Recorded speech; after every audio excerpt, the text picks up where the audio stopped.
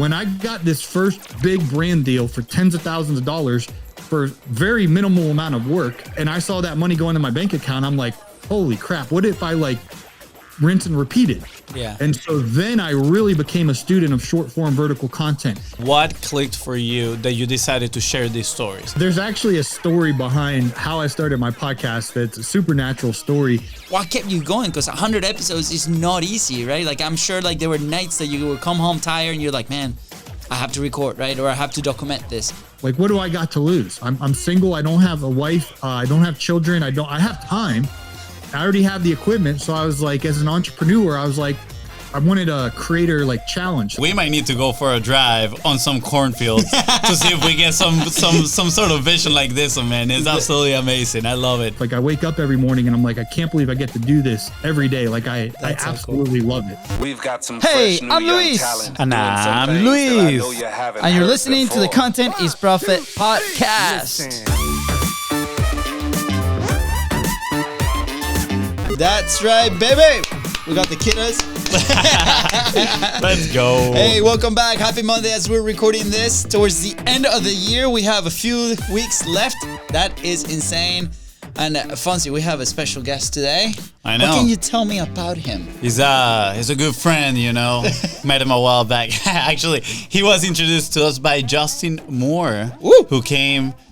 Actually, I think it was the last episode. Yeah. And he was quick to recommend today's guest. He said, you guys need to have him on the show.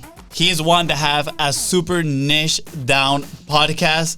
He had a whole career building a business prior to that, did a podcast about the industry, and now he is a full-time content creator. I love it. Once he told me the story, once I met him, you know, for our super random 11-minute call, I was mind blown, and I said, we need to have you on the podcast, and I can be more excited about. Guys, I also have a surprise. If you're listening, you should go watch the video because we also have a surprise fourth guest. It's Fonzie's mustache. And, yes, I totally forgot.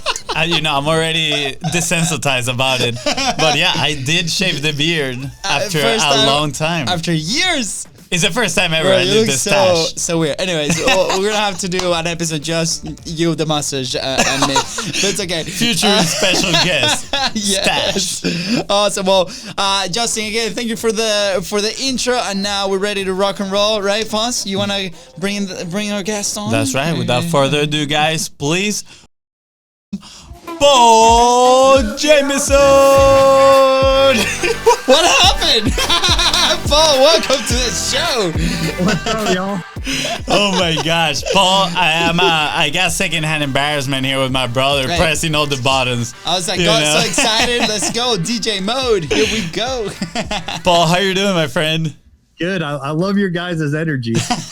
Appreciate it. Thank you, dude. It was amazing to meeting you the other day on our super random 11-minute call, and I was very impressed at your journey. And then checking your social media, seeing you as a full-time creator is very exciting, especially when you have such a niche down podcast, because a lot of people think they need these massive audiences, right? Which now at this point, yes, you have built a pretty significant audience, but I'm sure it wasn't always like that. So why don't we start, first of all, who's Paul and what was the business that you have before starting, your journey as a full-time creator? Yeah, totally. So my name's Paul. I'm here in the ATL, and in 2011, I was broke, busted, and disgusted, straight out of college, and I was really struggling financially.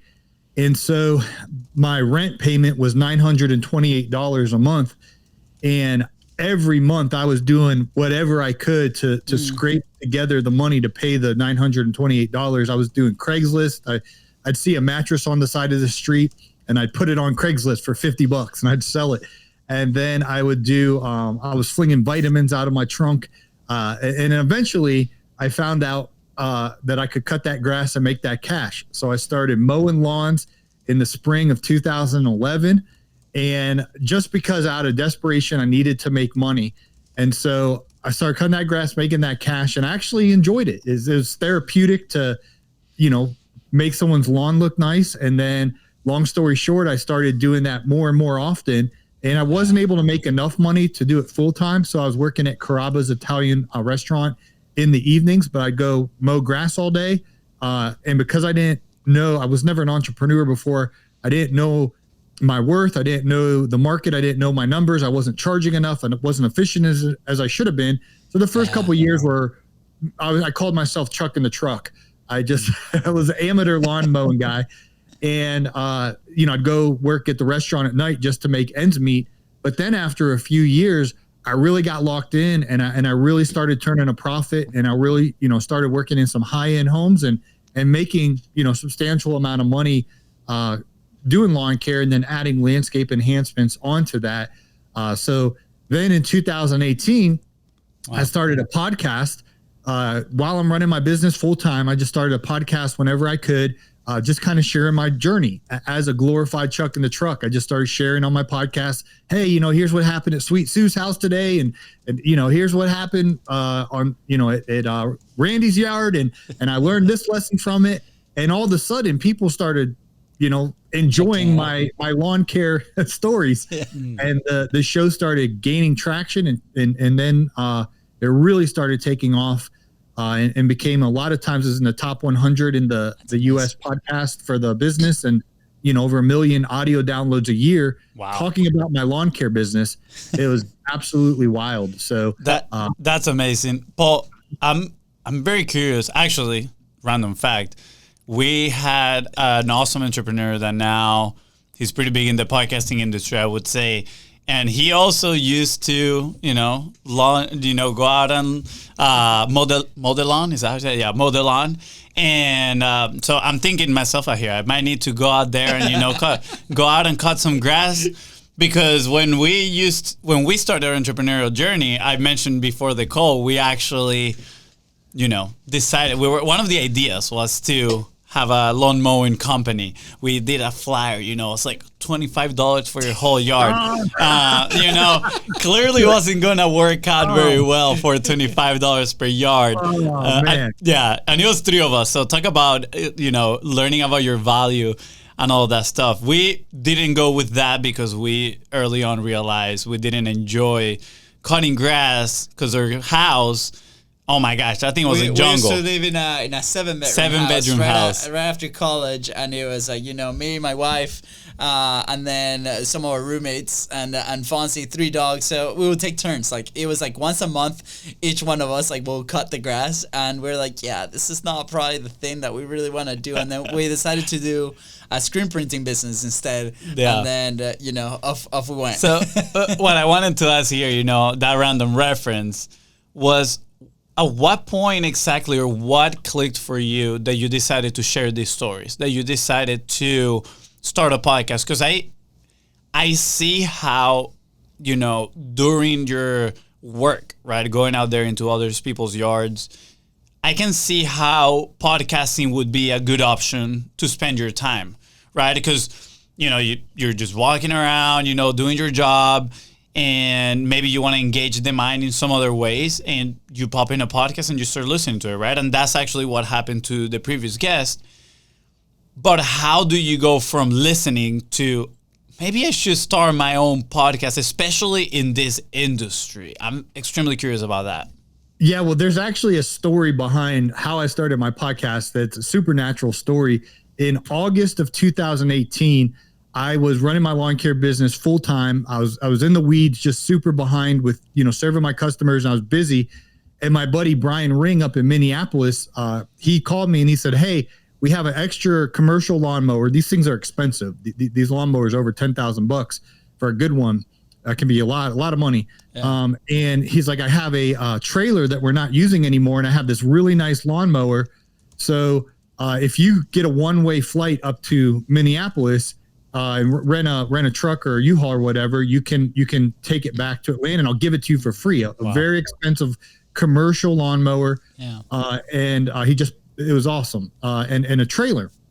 So I was like, I'm so busy, but I can't refuse a really nice piece of equipment like that that's going to help me in my business, and a nice trailer.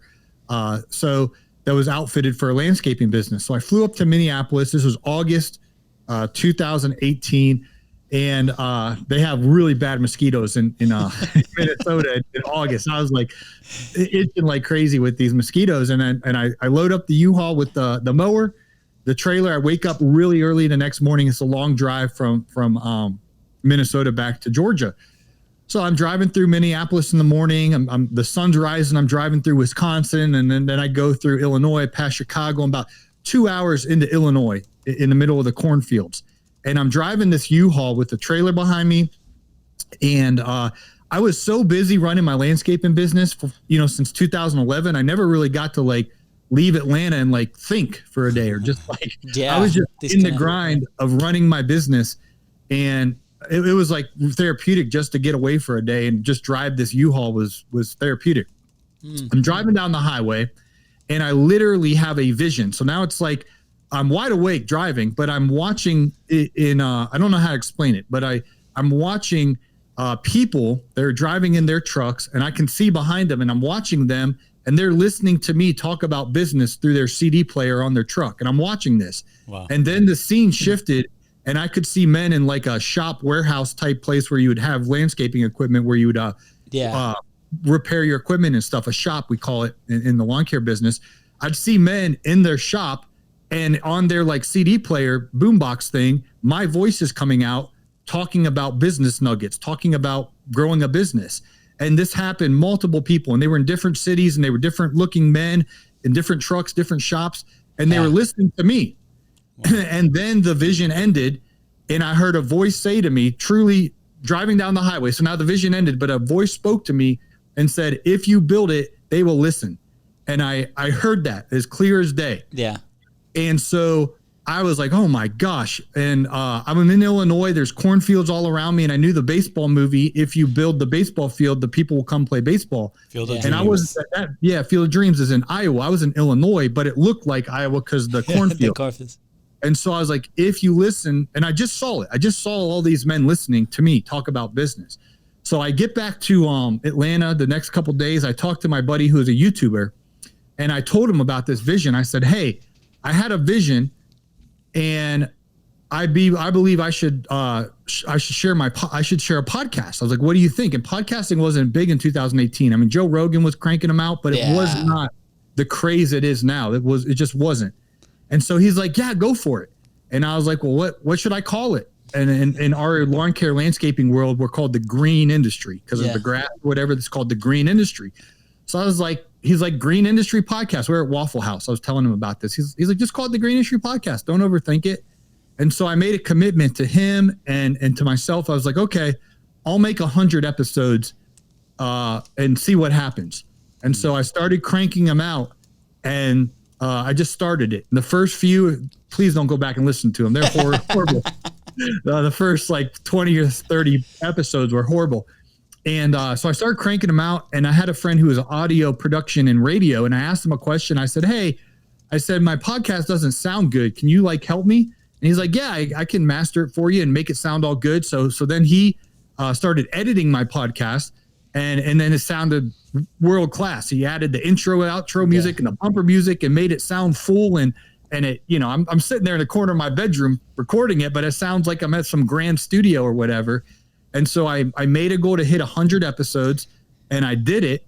And I was probably around like episode 90, and my first sponsor reached out to me and wanted to pay me money to run an ad on my show. I couldn't believe it. I was like, that's crazy. Yeah.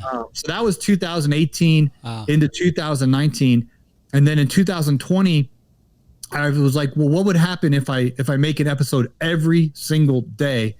And I started doing that in 2020, and the show took off, and it was ranked 50, 60, 70th in the business world.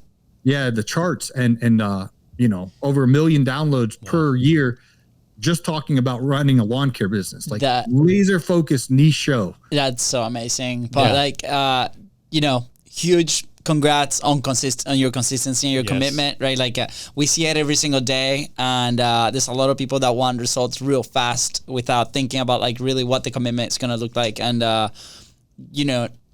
we're not near like what your numbers are doing, but we've also done like pretty well on our side and gave us a ton of opportunities. But it was because of that commitment to consistency. We're like, hey, we're going to be doing 3 times a week for as long as possible, right? Like that was like our mentality, right? Still going, still bringing amazing conversations.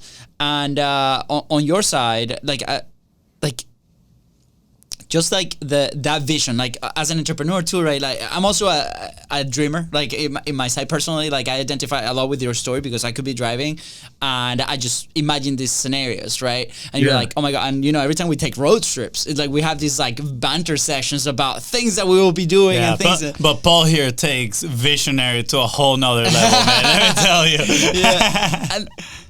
But Paul, like the other day we had a lady come into the studio, right? And she has a cleaning service, right? She goes to these offices. We're about to send her this podcast. Yes. And I remember she calling, and obviously we have a few questions that we asked before we actually go on a studio tour, and we just want to learn more about them. And I remember thinking, man, like, this is a pretty interesting concept, but I don't see it, right? We've been around so much content, and personally, I didn't see it. So then she came into the tour, we started talking, and she was so passionate about the things that were happening in her business, the stories, these characters that she encounters in these offices, and like her employees, and she was telling me all these stories, and all of a sudden, I was so invested, and then she left, I'm calling my wife like, babe, there's like this podcast concept that we're working on with this lady. So exciting about like cleaning, services story that I can't remember now how she's going to be calling this show. But for those, right, that we have conversations and might be listening to the show, maybe something like that so niche, top level, might not look so attractive to go and pursue, right? So what, like on your side, like what kept you going? Like, do you ever think like that content was going to resonate, or were you doing it for yourself? Like what was your thought process around that? What kept you going? Because 100 episodes is not easy, right? Like I'm sure like there were nights that you would come home tired and you're like, man, I have to record, right? Or I have to document this. Like what kept you going? Yeah, so a couple things. And when I started in August of 2018 at Waffle House talking to my buddy Naylor, I didn't really have a rhyme or reason or plan. I just was like, well, I'll just start. And I didn't even have a publishing schedule.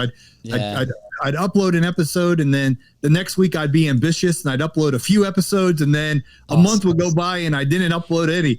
And so I was very inconsistent, and I didn't have a plan, but I enjoyed sharing the show. So when the sponsor came on board, and I had no idea, ironically, Justin Moore is now my sponsorship coach. And I think I've done like 15. He told me I have the record. I've done the most one-on-one calls with him. I think I've done 15 sessions. He is incredible. Awesome. Yeah. Justin Moore, the sponsorship coach, absolute amazing human being. Yeah. So I didn't meet Justin yet, and so I made my first sponsorship deal, and they had purchased 75 podcast commercials. And so that was, first of all, it was way too much, and my price was way too little. So what happened to the God honest truth is I just am, want to be a man of integrity. So I'm like, well, I have to make 75 more now because I they're going to pay me. Yeah. And so I, just to serve my customer, the jobbers, the CRM, the sponsor, I had to create the episodes. Yeah. So then I'm 175 in. And what happened at this point, another person in the lawn care industry, Brian Fullerton, he reached out to me in a consulting way. He's like, hey, I'll pay you if you come up to Michigan and set me up a podcast studio and teach me how to do this. And he's a YouTuber. Okay. So he had like a couple 100,000 YouTube subscribers. So he was teaching me about YouTube. He's like, you have to have a publishing schedule. And so he's like, what I'm going to do with my podcast is, this is 2019. I'm meeting with him on November 2019. He's like, my publishing content or schedule is going to be Monday, Wednesdays, Fridays. And then he's like, without fail, I'm going to do a podcast Monday, Wednesday, Friday. And I didn't even have a publishing schedule. So he motivated me. I was like, oh, that's how the YouTubers do it. They have a schedule. Because I was just willy-nillying it. Yeah. And so what happened was he motivated me. So I started doing Monday. I forget what days, but I did 2 or 3 a week. Yeah. And then I realized, you know what? I could do every day. Like, what do I got to lose? I'm single. I don't have a wife. I don't have children. I have time. I already have the equipment. So I was like, as an entrepreneur, I was like, I wanted a creator like challenge. So I was like, I'm going to try to do daily and just see what happens. Yeah. And that was at the beginning of 2020. And so at the beginning of 2020, I was like, I'm going to see what happens. So every morning, 5 a.m., I started uploading a schedule, and my download numbers went through the roof. Like amazing. I don't know if I 10x'd or what. Like I literally started getting 150 to 160,000 downloads per month talking about lawn care. Wow. And I was only getting, I don't know, like 10 or 15,000 when I started in going into 2020. Were you doing that? Were you doing some kind of external marketing, or was it just like change of the frequency of like your publishing? The algorithm picked me up. So then when I tested this on other people's phones, when they listen to a podcast about business and it says, you may also like, it was the algorithm was organically promoting me in Apple. Wow. It would say, you may also like, and then every podcast that came in after me that was about lawn care, landscaping, the trades, home service-based businesses, painting, contracting, all of that, somehow it picked me up. So someone would be listening to a podcast and then it would say, you may also like, and it was me. And so if I wouldn't have changed my publishing schedule to daily, I don't think I would have got the wings to soar and take off like I did. So once I started that in 2020, my audience began to kind of count on me as the morning show. Like, hey, every morning, Paul, I know if I tune you on, I'm going to get some kind of motivation or business nugget about life. And so then I just now I'm like, awesome. I feel an obligation to my audience to be there for them every morning. That's amazing. First of all, I got to share this comment from, a couple of minutes ago. I've been stuffing it in, but you mentioned, my story is is very normal. And then you share how you were driving on the cornfields and you had this vision. And I was like, wow. I was like, that is absolutely amazing. First of all, I don't know if normal, but what I'm thinking is we might need to go for a drive on some cornfields to see if we get some sort of vision like this one, man. It's absolutely amazing. I love it. Well, what's crazy is the visions come to pass. And that doesn't happen every day. I don't have a vision from God. The vision happened in August of 2018, and now it's happened. You manifested it, yeah. In their vehicles are listening to me now. So it's so cool. It's a finished story. It happened. Exactly. What I saw happened. It's amazing. I love we believe in manifesting your reality, and that story literally gives me chills. I'm like, wow, that is so cool. And props to you for chasing that, right? Because a lot of people might see that and then just discard it as a crazy dream. But you're like, you know what? I'm gonna take a risk out here. I'm gonna lean into that. Now, my brother did ask you a question that I had, which was on the promotion of the show. And I'm sure there's a before and an after, right? A before your show took off, before you became a full-time creator, and then obviously now after. I've seen that you have multiple clips. You do different type of things to promote your content, not just the podcast. You have books, you're a best-selling author, right? You have gone all out on this. But at first, I'm curious also on, let's stay on the before being a full-time creator. When you were creating your podcast, one of the challenges most people have is the quality of their content, right? They get stuck on trying to make it perfect, and then eventually the content doesn't really make it out. You had this 100 episode commitment, then you had the sponsor, which in a way added a little bit of extra pressure and extra commitment. And like you say, you're a man of integrity, so you had to finish those 100 episodes no matter what, because they were paying for it.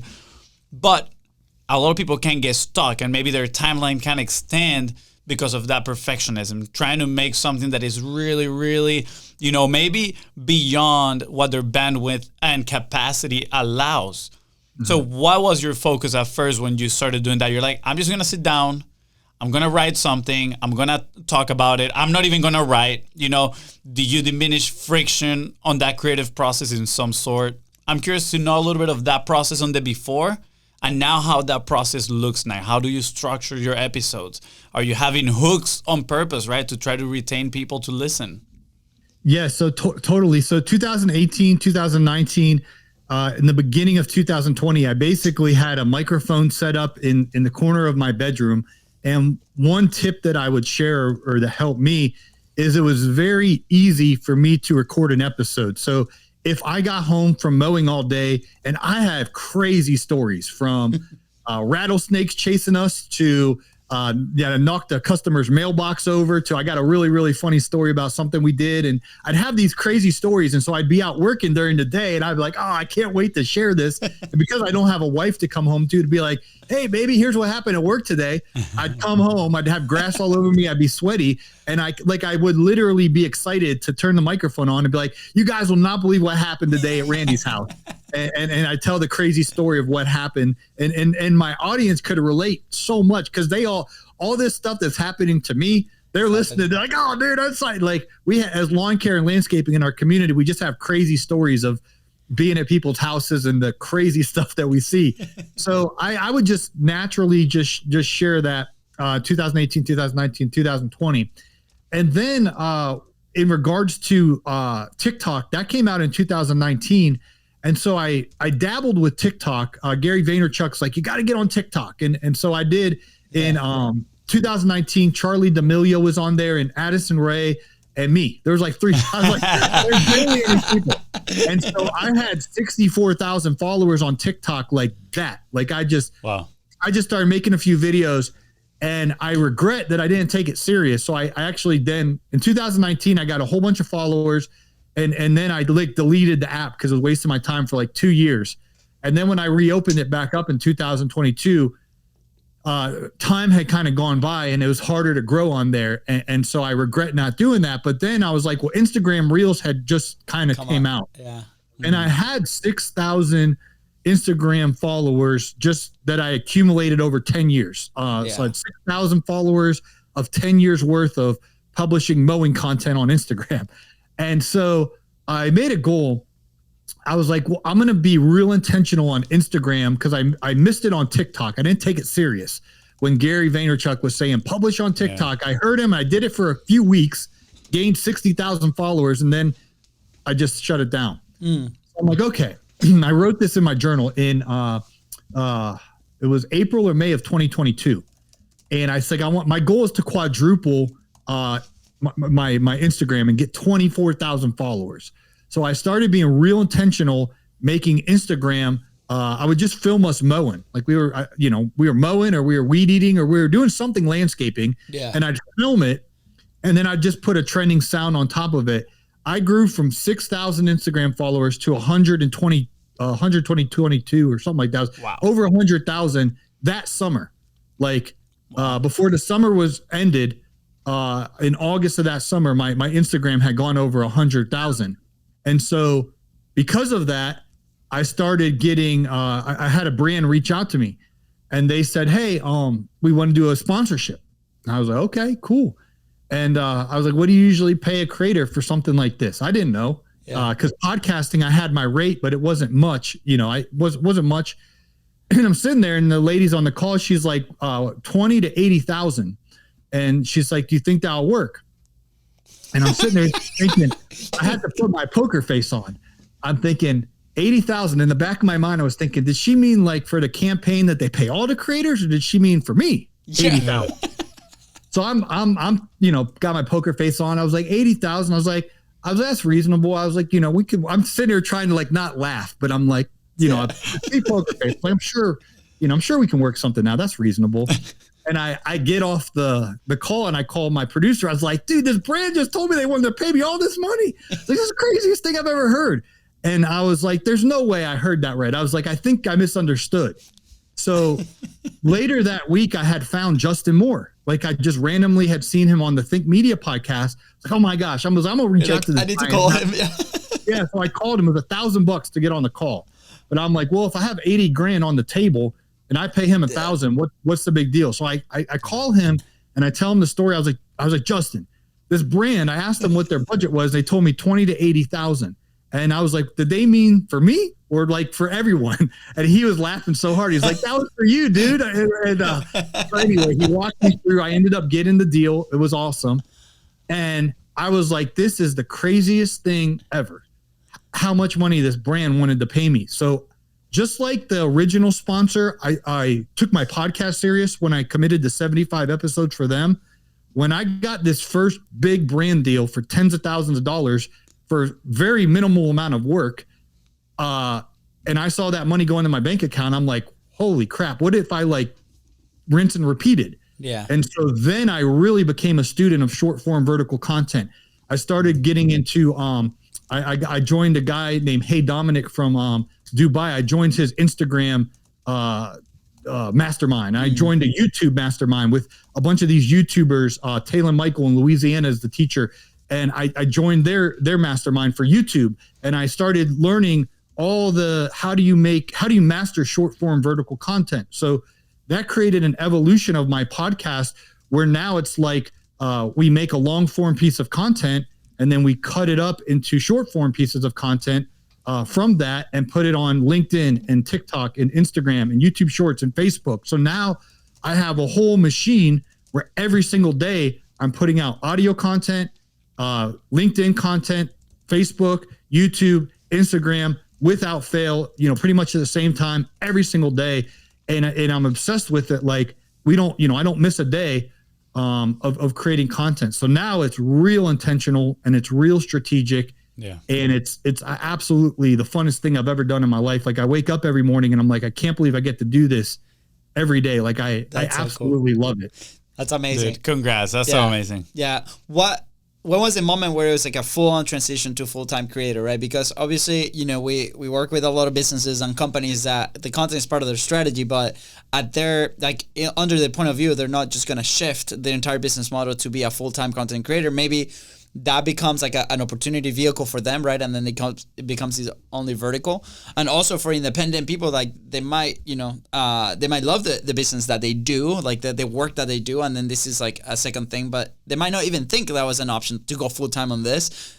Maybe if they get a $80,000 call, they'll be like rethinking their choices. But for you, like, what was that moment like? And was it a hard decision to make? Like, how do you balance it? Do you still do lawn care? Right? Like, can you walk us through that a little bit? Yes, and in hindsight, I would have done things differently than how I did them. Yeah. But this was all happening so fast, and so if you would have asked me in 2019 or 2020, I would have been like, oh, I'm always going to do a full-time landscaping business and have a little weekend hobby podcast. That was my plan. And my landscaping business at the time, when I started the transition, I was doing the head coach of the Atlanta Falcons. That's our NFL football team. I know you guys are soccer guys. We'll still get sports. Go Jags. We play tonight, by the way. American football. Yeah. I was doing the players, the captain of the team, the head coach. I was in a very nice neighborhood, serving very high-end clients, earning a good amount of money. Like my business was good. And so I started getting counsel from people, and they kept saying this term, get the boat close to the dock.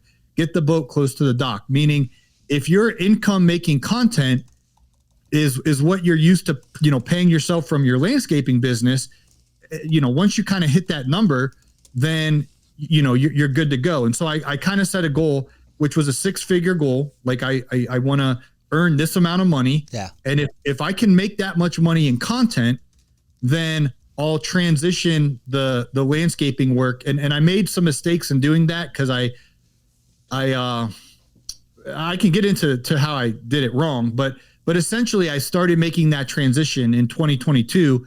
And then last year in 2023, I just did 100% content. So I still have a landscaping business and I'll do a job here or there, but it's in the, it's the side hustle now. Wow. And the content is the full-time. My 40 plus hours a week is on making the content. And then if I want to do a job, just because I genuinely, it's therapeutic for me to go do landscaping work. I enjoy it actually. I'll go do that as more of a, a side hustle. I don't need the money type thing. Yeah. I bet it feels good to get outside and then do something that you did for so many years, right? But now also probably with a different need, because now you're like, well, I don't really need this to fully provide, for myself and, take care of my needs. But now at this point, you're already like, cool, I can do this at my own pace. Any amount of clients that I want is probably relaxing. Yeah. And it's one of the things my mentor told me is like, ride the wave. Like with the content, I don't know how much longer the brands are going to be banging down my door, paying me, tons of money. And so while it's this good, I'm gonna ride that wave. I'm gonna make it while I can. And if it starts to slow down, I'll just go right back to what I know. I know how to market to get customers in landscaping. I mean, I have no problem going back to the lawn care landscaping as a day-to-day. Yeah. But I would regret being out there all day wondering, well, what would have happened if I took content serious? Because I already have the sting of missing it on TikTok. Again, in 2019, in the spring, Charlie D'Amelio hadn't popped off on TikTok yet, and Addison Rae was, and them girls hadn't. They popped off that summer. Yeah. I was on TikTok before they blowing up. Wow. And I didn't take it serious. I was like, ha ha ha. Like my brother was like, dude, you're never gonna get a girlfriend being on TikTok. You need to do this. And like I was being made fun of because I had a TikTok account. Not only did I have a TikTok account, I was getting millions of views and getting thousands of followers a day. And then I literally was like, oh, okay, yeah, I got to get off that. And so I have the regret of like, what would have happened if I would have kept being a TikTok content creator. It would have changed my life probably. But now all I have is the wondering, well, what would have happened? So I don't want to have that again. And I'm aware that these waves of demand on Instagram or Facebook Reels or YouTube Shorts, like you got to be timing it right. You have to be on these platforms at the right time, the right place at the right time. And grass will always grow in Jacksonville and Atlanta and Georgia, Florida area. Like 10 years from now, the grass will still need to be cut. So I always have that to go back on. So I'm just like, for now, I'm making content and absolutely loving it. Hold on. I'm very curious because like what, since you fill out our amazing form and you send us all the links, thank you, by the way. I tuned into Instagram and I just like put it on autopilot and started like looking through your formats. I love, like, that's one of the things that I really like to do is kind of what formats are we doing? Where are the questions that we're using? What waves on like topics or what waves on locations, right? Like, because obviously there's different formats. You talked about your long form into short form, right? So you have your interviews, whether that's your podcast or somebody else's, right? And then you have those clippings. So we call that safety net for a lot of people, right? That it allows you to create a lot of consistency for a long time. But also you have these amazing clips that you go to events and you interview other people and you ask these random questions like, what was the craziest thing that happened? I remember this guy was like, oh yeah, this guy like was trying to rob me in my truck, and then he told me that he was looking for a job, and we're like, what? And then they try to rob like our like the whole where the storage unit or whatever. And it was like, this is crazy and this is super entertaining, and I got like really sucked into those stories, right? So can you walk us in our side internally for our team? We call that content ecosystem, right? So you have your long form into clips, and then you have those individual clips. Can you walk me a little bit through what you guys do now on your content ecosystem, right? You guys do the short form at events, right? Kind of interview style. You do your long form. What events do you leverage? Do you leverage situations in your day-to-day to create content? Like, what can you go us through that map? Yeah, absolutely. So the man on the street content that you're referring to, we have a couple big industry events that happen. We have 30,000 landscapers that go to Louisville, Kentucky every October for our biggest event for our industry called the Equip Expo. And you guys like soccer, correct? Yeah, absolutely. So the way I view it is you have your soccer stars. And forgive me, I'm not too much into soccer. You have a guy named Ronaldo. It's okay. You can say Luis. Come in, Luis. It's fine. Luis and Messi, is that a soccer player? Yes, that is correct. I mean, I'm a little above him, but it's okay. For those that don't know. So Luis and Messi and Ronaldo, but you also have media that their full time is like they go and they interview Messi and they interview Ronaldo and Luis and whoever the soccer stars are. They're the media, and so the way I view myself is we have these like lawn care celebrities that have a bunch of YouTube subscribers and everything. And so I view myself as the media, like I'm serving my industry. Like people want behind the scenes of Ronaldo or Messi or whoever. Yeah. I don't know much about soccer. It's okay. No, you're good. You're crushing it. Yeah. Like people would love for someone to go up to Messi and be like, hey, Messi, and do an interview. And they're like, they feel like they get the behind the scenes. Yeah. So I go to the events where all the big names in our industry are at, and I go as a media person. And then I ask them questions that I know will perform well on social media. So stories perform well. Money stuff performs well. So I have a set of questions I ask them, and I'll say, hey, tell me the craziest story that you ever had. And I have a man on the street. So I pay a local videographer. He'll meet me there and he'll set me up with the mic, man on the street mic. And then I'll have hours of raw footage. And some people, the story you were referring to from B&B Lawn Care, he had an epic story of just the last week someone tried to rob him. So I was like, I knew that would perform well because that's an entertaining story. Yeah. And then some people will tell a story that's drier than last year's bird's nest, and then that doesn't make the cut, But I just go with the man on the street at this event. I pay a videographer to follow me around for 8 hours, and I ask him questions about stories. People love money questions, so I'll be like, "What's the biggest landscaping job you've ever done?" And people will tell the story, and I'll ask them what their biggest mistake was. And so I ask these questions that are clickbaity that I know will possibly go viral, and it's all organic. So I don't tell them. I try to make it as natural and organic as possible. Yeah. And those don't perform that well compared to like actual satisfying lawn mowing, because like that stuff gets so many views. It's just satisfying to watch. So I call them content buckets. So I'll have a content bucket that I know will get a lot of views, which is lawn mowing or pressure washing. That's just people like watching something go from ugly to clean or dirty to clean. And so I post that content, like 1 out of every 3 or 4 posts. And then I post the entertaining stories that I go from in-person events. That's a content bucket. And then I just create content that's fun for me. They're like my wild cards of, I'm going to go golfing this afternoon. I'm going to go film it and just make some footage of us out golfing. Or this morning I was at the gym and I just filmed my workout and I threw up that. It's just kind of a wild card. So a little bit about me, a lot about our community, and then a lot about the actual equipment performing the satisfying work. And then I also will record podcasts at these events because you guys have a world-class setup. So we can have good audio between Jacksonville and Atlanta, but most people don't have a nice studio like you, especially that are in lawn care landscaping. So if I try to interview them over the phone, they're like driving with their truck window down and the audio stuff. So I try to go to these events where I know other industry leaders are at. I'll set up shop with my roadcaster and equipment, and then all batch record at these events, 7, 8, 9, 10 in-person episodes, and the audio is great. And usually everyone at these events are in a energetic, like happy mode because they're away from their hometown. They're at an event. They're in a good mood. It's easy listening for my audience because it's just a fun conversation. So absolutely, I go to these events and I just batch. That's so much hard work. I wake up real early and I create content all night, like till wee hours of night.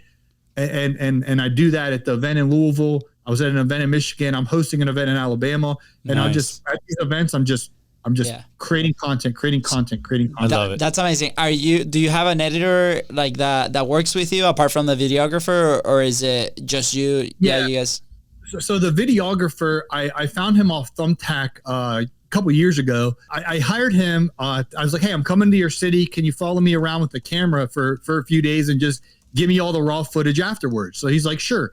So we did that, and he was so good. He's like, hey, if you ever need me to go to another city, just let me know. So I'll be like, hey, I'm going to be in Detroit, Michigan on these dates. I'm going to be in Alabama on these dates. And so my videographer will actually fly or drive from Louisville, meet me in the city. We have great chemistry, awesome. Like everything. Like we just know how to film it and audio to sound good. So then from there, I just upload it to Google Drive, and then all my video editors, one of them's in India, and all the other ones, male and female, are in Philippines. So I'll put it in Google Drive, and then I have a short form vertical editor. I have a long form editor. I have 3 different video editors. Yeah. And I like to have 3 just in case one's. Yeah. I just have 3, and they all do a good job, and I just keep them going. So yeah, they're remote on the other side of the world. And then the videographer just meets me in the city to film it. So. Yeah, that's amazing. Thanks for sharing, Paul, by the way, the behind the scenes, man. Like that's amazing. We're big fans of like people building their own systems. Like, so I that's why we asked that question. I'm very excited that you got open the door. And you can tell you're very passionate about it. I want to make a comment about your content buckets, right? And this is something, I don't remember who I heard it from, but it was, they were using the 80-20 rule in a way, but pretty much using, what they know that performs, just keep creating more of that because you know that it's performing. But at the same time, you always should be testing a percentage of your content to see what's new, what's going to pop up, or even if it's content that you enjoy doing even more, right? It's like, all right, well, let me try these new things because I enjoy doing this better than the other type of content. And then that might explode, and then you can allocate some of the resources to creating more of that. So I think that's pretty good what you're doing with the content buckets. Now, my heart is breaking because I have so many questions for you. Time is running out, so I might have to pick in here. But something I noticed when I visited your website is that it feels like you now also realize the potential of having an audience, right? And not just from the sponsorship side of things. You were mentioning, hey, I gotta ride the content wave while it lasts because, again, grass keeps growing, but we never know when this is gonna last. But me looking at your website now, I notice that you have courses, right? You have books, you have all this array of products that clearly are being sold to your audience, right? Because you're helping them, you've done the work, you've grown your landscaping business. And I'm curious a little bit about that as well, right? Is that recent? You just started that? How did you realize that there was an opportunity in there? And how has that process been to create, courses, maybe a curriculum, growing a community of, landscapers? Yeah. So a few years ago on my podcast, I started talking about we have to raise our prices. We have to raise our prices. And you joked at the top of the program that you guys were going to charge $25 to cut someone's grass. And so we always laugh at how the low ballers are what we call them are out there. Like, you guys got to raise your prices. And so people would start messaging me like, well, how do I raise my price? And I was like, well, I just emailed my customers and told them like, hey, I'm raising my prices. I got to absorb, my costs are going up. I got to absorb those costs and I'll just, email my customer. And they're like, well, what do I say? And I was like, well, just say this. And they're like, well, can you send it to me? And so I was like, sure. And so I sent it to them. And then this happened so much, like people didn't know how to communicate to their customers that they're raising their price. So finally I was like, my one buddy's like, just make like a little template of what you like, copy and paste the email you send out, make a template and just sell it. Yep. Oh no, the Wi-Fi. I wonder if it's ours. Well, that someone could buy it. And these things started selling like hotcakes. I mean, hundreds and hundreds and hundreds. I'm like, what in the world? And so then I was listening to my audience and they would always ask me about number stuff. Like, how much should I charge? Like, just money questions about the business side of things. So then I just put together, basically a frequently asked questions of how to know your numbers, how to know your break even point, what to charge to be profitable, all this stuff that I was getting asked all the time on one-on-one coaching calls and things of that nature. And I packaged that into a course and that sells like hotcakes. So what I'm actually doing, I'm working currently over the next couple months and we're revamping the website. We're making it world-class and really fine tuning our offerings and things of that nature. So yeah, there's a huge audience there.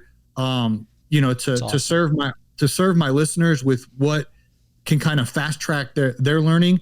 And so that's something that I'm, if you would look at like my revenue as a pizza, the sponsorship is the biggest slices. It's the sponsorship is amazing, but I also am, creating the courses and the documents, and I offer one-on-one coaching to help folks grow in their lawn care landscaping business as well. So yeah, there's a big opportunity for that.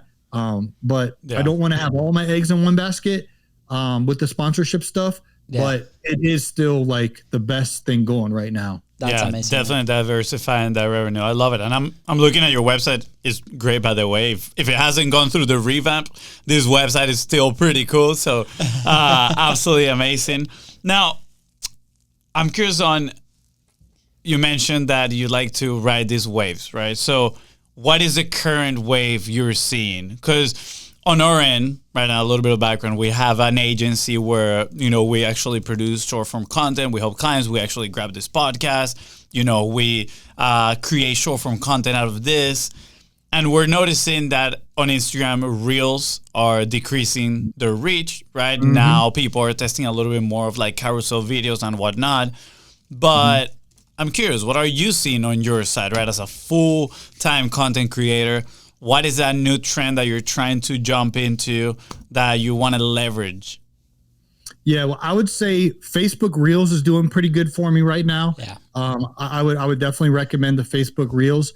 And then this is something that I'm in the beginning stages of, but LinkedIn is something I'm really trying to figure out, because the sponsorship deals that I'm trying to do with these big brands, those decision makers are all on LinkedIn. So it's a whole different animal from TikTok. It's a different, you got to post a different style of content there but I'm trying to get better at LinkedIn. So I would say Facebook Reels, YouTube Shorts are my two best performing right now. Instagram's definitely difficult, but I'm not giving up on it, or TikTok. And so every day I post on all four. Facebook Reels, Instagram Reels, TikTok, YouTube Shorts, every day, no matter what, I'm going to post on there. And I'm also getting a little bit better at LinkedIn. And so the trend is your friend. Just finding out what the trend is and riding that wave. And so I like that. I like that perspective. The trend is your friend. I don't think I've ever heard that before, right? And I know a lot of people, and I might actually put myself in that bucket, fight a little bit against that, right? Against the trend. I don't want to be like anybody else. And, you mentioned Gary Vaynerchuk before. I don't know why this, like, thumbs up bubbles keep popping up on the screen. They're kind of funny. But, you mentioned Gary Vaynerchuk before, and I remember watching a video of him talking. This lady asked him a question. It's like, hey, Gary, I don't want to be like everybody else. I don't want to just create content of this trends, etc. And he's like, well, do you want eyeballs on your content? It's like, it's like, that is your door to reach a lot of people, so then you can help him out with whatever it is that you want to help him out. He's like, you got to leave your ego aside and follow the trend. And there are also ways that you can adapt those trends to you, right? It's not like you need to go on TikTok and dance. I'm pretty sure, I mean, maybe you have some of those clips at the beginning where you were kind of like dancing and whatnot, but at the end of the day, when people find them, it's kind of like a gateway into the rest of your content. So I really like that perspective. The trend is your friend. Now, if you were starting over today from zero, right? Let's say somebody's listening to this and they're like, dang, Paul is the man. I want to build a business. I want to become a full-time creator. I want to have my pizza the most amount of pizza slices be from a sponsorship, but I also want to create courses. I want to make a living out of this. What would be your first steps if you were starting again? And let's say you have your main business. And you guys had Justin Moore on the previous episode. So everything I'm about to share, I learned from him. So I'm sure he explained this more eloquently than I would explain. But if you can understand this paradigm shift here, is that these big brands, okay, in our industry, it's Lowe's and John Deere and Home Depot and those big brands like that, right? They make billions of dollars a year in top line revenue. On average, they set aside 5 to 7% for their marketing budget for the next year. So that's hundreds of millions of dollars, or in Lowe's case, $1 billion+ in these big marketing buckets. And back in the day, they spent that money on television ads, on radio ads, on newspaper ads, on magazine ads, on billboard ads. And some of these old farts still spend some of it on that stuff. But they're shifting the money in the scope of millions and millions and millions of dollars to where the eyeballs are. Where are the eyeballs at? Tickety talk, right? Yep. Facebook, Instagram, YouTube. The Green Industry Podcast, right? Content is profit. That's where the eyeballs are at. Podcasting, absolutely. And what Justin Moore, and again, I can't thank him enough. He's helped me earn quite a bit of money, and I appreciate him so much. But what he keeps telling me when we have our coaching calls, and this is a baseball analogy or example, he's like, Paul, we're in the second inning. We're in the second inning. Meaning for decades, the big brands spent their money on television in the 70s, the 80s, the 90s, even into 2000, for decades. Tons of money spent on television advertisement. tons of money on radio. You could still go turn on a radio and listen to an ad on the radio. Yeah. That money is shifting to the creator economy, and it's not too late. And you have to start with the end in mind, though.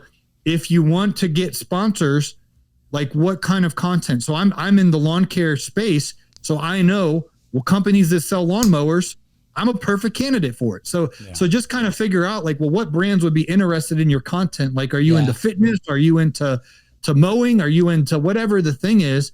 And make really, really good content. Like my Instagram is my portfolio, and John Deere and Lowe's, those big $1 billion companies, they reached out to me. Somehow somebody that works for those companies found my content, went to my website, filled out my intake form, reached out to me.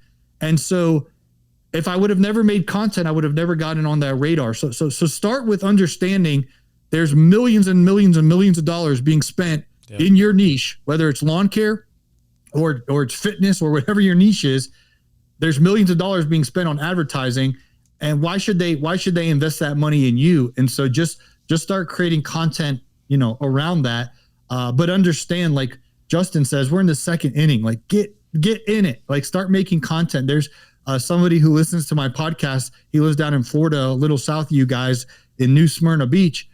His name's Al Blades, and he was listening to my podcast and he heard me talk about making 100 podcast episodes. Yeah. So he was like, I'm going to make 10 YouTube videos where I go out and I mow someone's yard for free. And I'm going to make an epic video about it.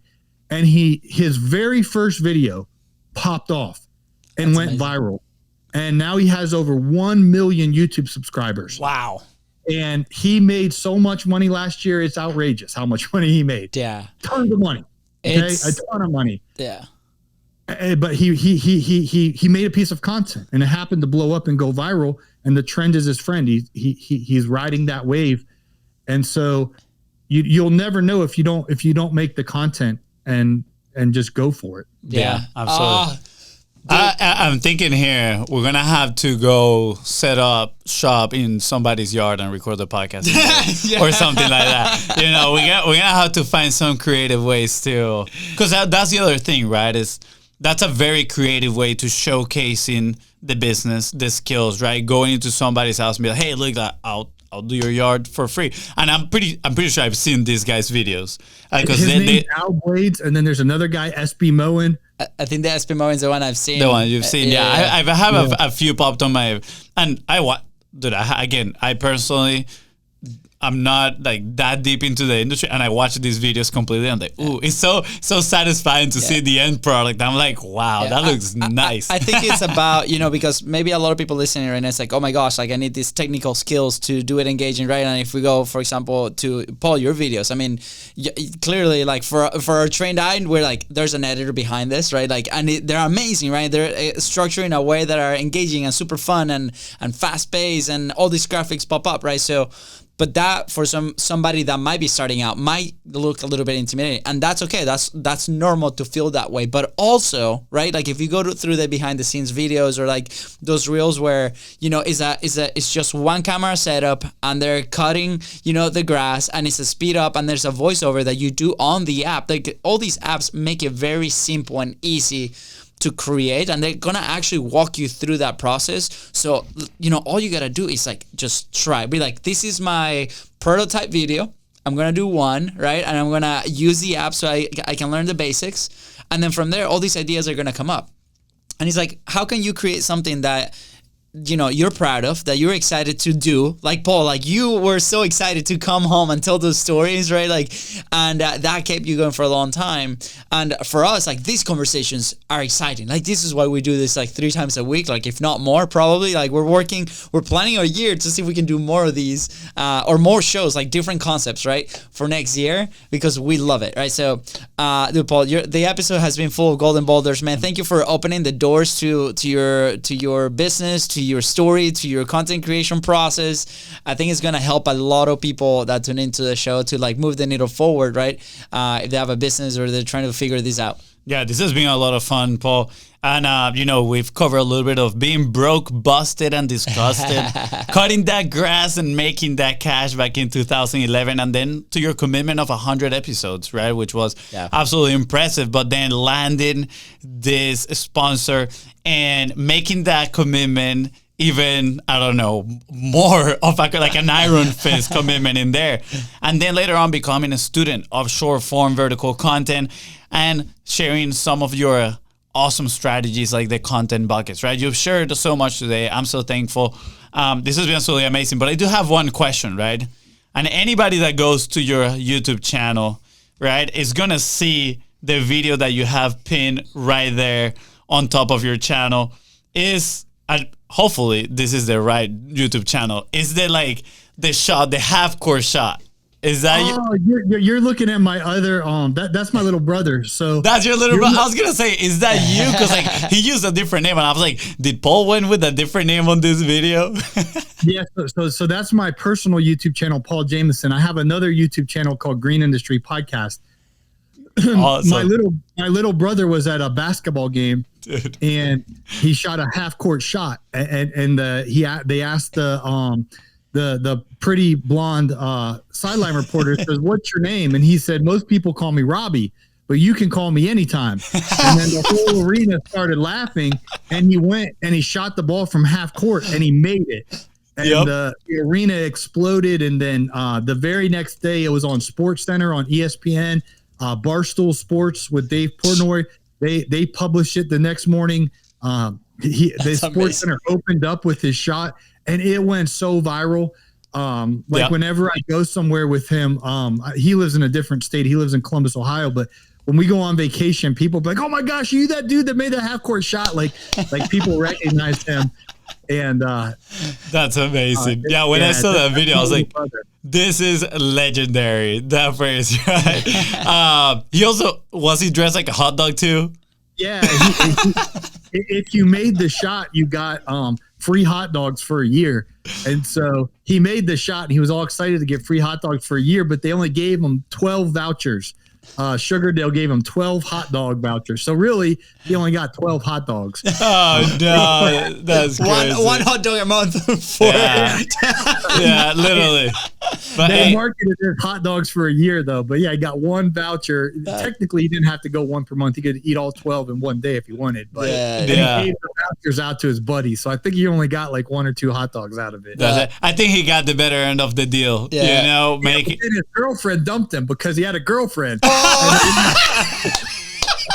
And then the next day he was viral all over the internet for saying, "Most people call me Robbie, you can call me anytime." And so his girlfriend dumped him. That's hilarious. Well, your brother has nothing to worry. Probably wasn't the right girlfriend for him. Dude. Yeah, I couldn't take a joke, but anyways. Paul, this has been absolutely amazing, man. Thank you so much. Yeah. And is there anything else that you want to add, Paul, before we head out? I think we covered it. Just create content and understand it might not be your 70th video or podcast. It might be your 700th one that pops off. But for Al Blades, once he had that video popped off, now he's got 1 million subscribers and he's making boatloads of money. And for me, it was kind of like slow and steady over the years. And there's these I call them destiny helpers. Like Justin Moore came into my life and I was at the right place at the right time. That I was.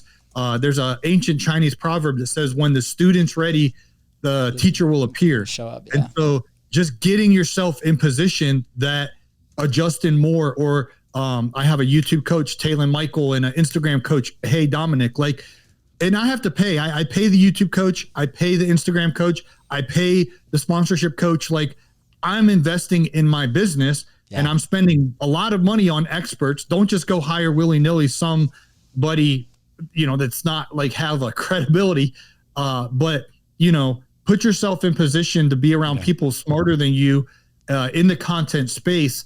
And then Mr. Beast, like that brother, he made a bunch of content that was lousy for a long time. Yeah. And now he's the #1 YouTuber in the world. So don't expect, I'm going to go start a podcast tomorrow.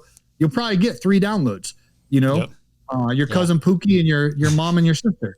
But if you stick with it, good things will probably happen. Like Justin says, we're in the second inning. So get out there and make content. Dude, Paul, thank you so much, man. Fonzie, anything else that you want to add before we head out? Where would you be if you didn't create any content? If you never started, but if you had that, where would you be if you were in the cornfields driving, got hit with that vision, and didn't take action? Yeah, I'd probably be out there cutting that grass and making that cash, which isn't a bad thing. I enjoy doing that. But the cool thing about my background as an entrepreneur, I knew how business worked. So then when I got into the creator economy, it was like I already knew the business part of things about being profitable and all that. And I just saw the opportunity. So I'd probably be out there cutting that grass, making that cash. But I'm in this air conditioning studio, living the dream. That's awesome, Paul. Well, with that said, guys, thank you so much for tuning to the Content's Profit podcast. Go ahead and follow the show in your favorite podcasting platform and on social media so you can check out Fonzie's new mustache. That is right. And if Paul right here help you move one step closer towards your goal, please don't forget to share this episode. Follow Paul as well and leave a 5-star review. See ya. Bye, guys.